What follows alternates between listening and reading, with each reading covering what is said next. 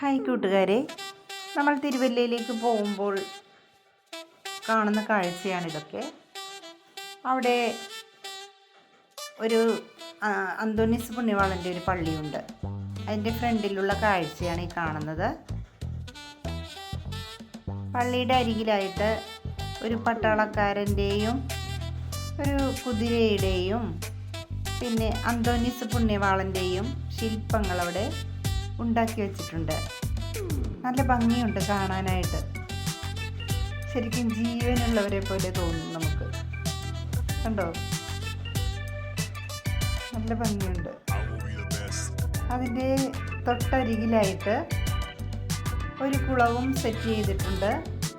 അതിനകത്ത് പായ്വഞ്ചിയിൽ അന്തോണീസ് പുണ്യവാളനും 2 ശിഷ്യന്മാരും കൂടെ ഇരിക്കുന്നതും പിന്നെ ചുറ്റോട് ചുറ്റും മത്സ്യങ്ങളും ഒക്കെയുള്ള നല്ല ഭംഗിയുള്ള കാഴ്ചകൾ കണ്ടപ്പോൾ ഒന്ന് വീഡിയോ എടുത്തതാണ്. അടിപൊളിയാണ് കേട്ടോ.